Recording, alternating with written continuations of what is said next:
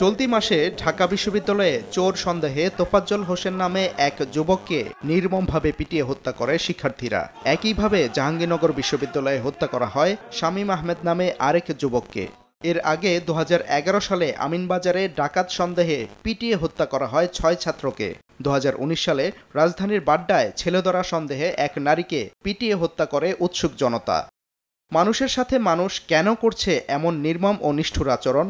এমন প্রশ্নের উত্তরে অপরাধ বিজ্ঞানীরা পারিবারিক শিক্ষা ও মূল্যবোধের শিক্ষার অভাবকেই দায়ী করছেন। তবে মানবাধিকার কর্মীদের মতে দেশে দীর্ঘদিন আইন ও বিচার ব্যবস্থার প্রতি অনাস্থার কারণেই আইন নিজের হাতে তুলে নেয় অতি উৎসাহী জনতা।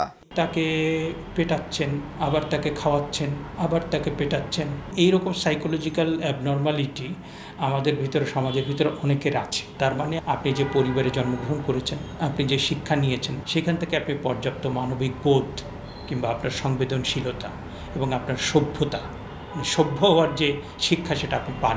মানুষের মধ্যে ফৌজদারি বিচার ব্যবস্থার প্রতি যে আস্থা, সেটা নষ্ট হয়ে গিয়েছিল এবং সেটার ফলে এই গণপ্রতিনিধি হত্যা কিন্তু একটা কালচার হয়ে দাঁড়িয়েছিল। এখনও বিচার ব্যবস্থার প্রতি যে আস্থা, সেটা এখনও ফিরে আসেনি। বেসরকারি সংস্থা আইন ও সালিশ কেন্দ্রের হিসাবে দেখা যায় প্রতি বছরই গণপিটুনিতে ঘটছে হত্যাকাণ্ড। এর মধ্যে এক মাসেই মারা গেছেন 9 জন।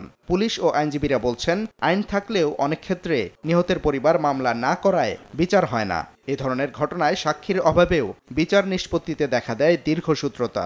এতগুলো অপরাধী একসাথে এই কার্যক্রমে অংশগ্রহণ করে থাকে যে আসলে ওদেরকে স্পেসিফাই করা কঠিন হয়ে থাকে। এই জন্য বাদীও হতাশ থাকে, কার বিরুদ্ধে মামলা করবো, অজ্ঞাতনামা দিয়ে দেয়। সেই ক্ষেত্রে আইন শৃঙ্খলা রক্ষাকারী বাহিনীও আসলে প্রকৃত অর্থে তদন্ত করে সঠিক দোষী তাকে বের করে আনা তাদের জন্য কঠিন হয়। সার্কামস্ট্যান্সিয়াল যেসব এভিডেন্স আছে সেগুলো সব পর্যালোচনা করে আমরা অভিযোগপত্র বিজ্ঞ আদালতে দাখিল করি এবং বাকি প্রক্রিয়া যেটা আছে সেটা বিজ্ঞ আদালতের বিষয়। এই ক্ষেত্রে আমাদের পুলিশি যেটা কার্যক্রম, সেই পর্যন্ত আমাদের কার্যক্রম সীমিত থাকে। বিশ্লেষকদের মতে গণপিটুনিতে হত্যার মতো নিষ্ঠুরতা রোধে প্রয়োজন আইনের সঠিক প্রয়োগ।